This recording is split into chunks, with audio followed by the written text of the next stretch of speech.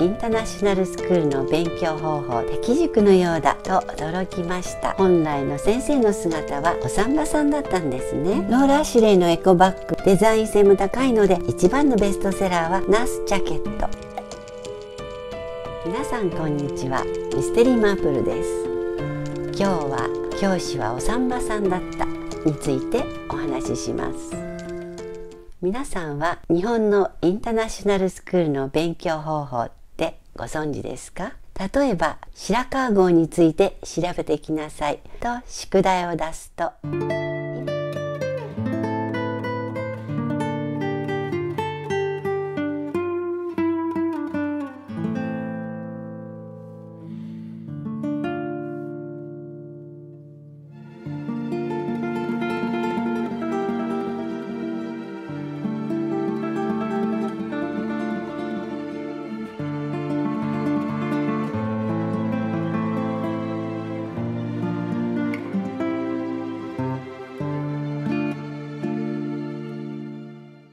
例えば白川郷について調べてきなさいと宿題を出すと、今の子どもたちはネットがあるので自分で調べられますね。それを工夫を凝らして模造紙に書き出し、皆の前でプレゼンするのだそうです。すると各自調べてきていますから、質問など討論が始まります。子どもたちが自由に調べて自由に発表討論するのですが、議論が脱線した時のみ教師が出てきてズレを直すのだそうです。つまり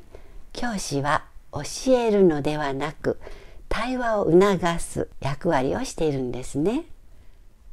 私はこれを聞いて敵塾のようだと驚きました。敵塾とは江戸時代末期に武士で蘭学医、洋学者であった緒方洪庵が大阪に開いた私塾です。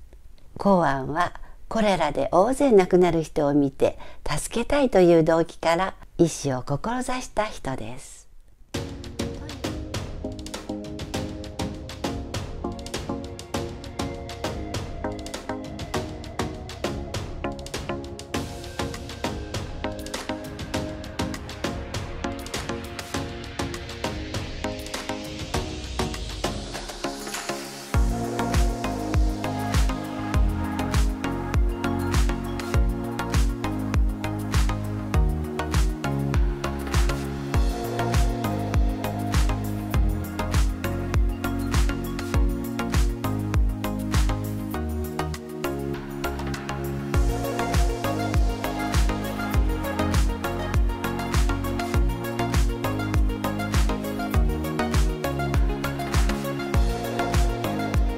ということは、わからないコレラに直面した時にどのような私塾を開いたのかを知ることは、わからないコロナに対峙している私たちにも大いに参考になりそうですよね。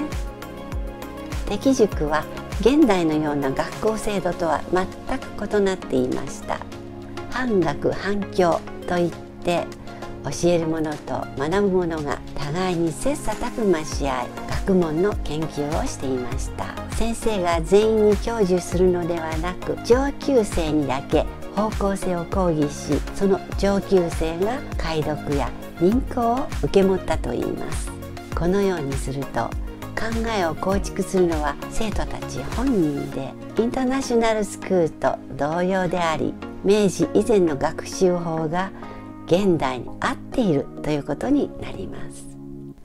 本来の勉強は結果の暗記ではなく、新しい結果を生み出すことなのよねと私はつくづく思い、そこで昔習ったソクラテスの三馬術を思い出しました。ソクラテスの三馬術とは、問答によって新しい答えを生み出す助けをすることです。本来の先生の姿はお産婆さんだったんですね。敵塾というお産婆さんからどのような時代の先駆者が生まれたかというと、現時点で日本の一万円札の顔である教育者福沢諭吉、日本赤十字社初代総裁佐野常民、世界初のアドレナリンを発見し、また胃腸薬高ジアスターゼで有名な高峰長吉、以前もお話しした近代的軍政の創始者大村益次郎、漫画家手塚治虫の曽祖父で医者の手塚良泉などなど、きら星のごとくいらっしゃいます。歴史学者の磯田道文さんは歴史は靴と呼んでいます。個人が世の中を安全に面白く歩くためのツールとして歴史を捉えているのだそうです。確かに AI は過去のことしか教えてくれませんので、歴史から未来を発想していくのは人間の力と言えそうです。では黒船の時代を靴として履いた時、混沌とした現代はどのように歩めばよいでしょうか。この続きは次回お話しします。江戸時代の黒船って現代のインターネットだと思うのですが、さておまけの付録レビュー、前回に引き続きローラーシュレイよりレジカゴトートバッグです。グロー2021年5月号の付録ですね。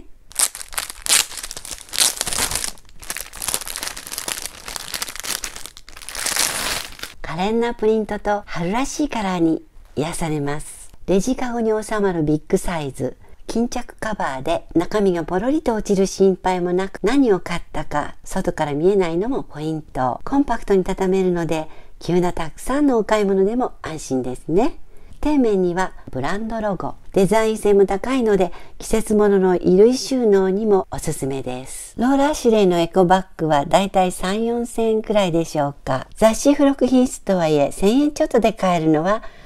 お得ですね。またローラーシュレイには医療従事者向けユニフォームがあるってご存知ですか？こちらは上品かつ華やかなパステルカラーが揃ったナース向けワンピース。バックウエストにもさりげなく小花柄、ベルトが高めで足長効果も演出できるとか。一番のベストセラーはナースジャケット。フロントやポケットには可憐な花模様、きちんと感のある襟付きタイプも人気だそうです。ローラーシュレイらしい優しい印象。このほかドクターコートに控えめに花柄をあしらった人気のタイプと、フェミニンなフレアシルエットの2タイプがあるそうです。医療従事者へのエールと同時にプレゼントしたくなってしまいますが、口コミではモデル体型っぽく比較的細めに作られているようなので、試着してから着ていただく方がいいかもしれません。たまたまですが、これもローラーシュレイ。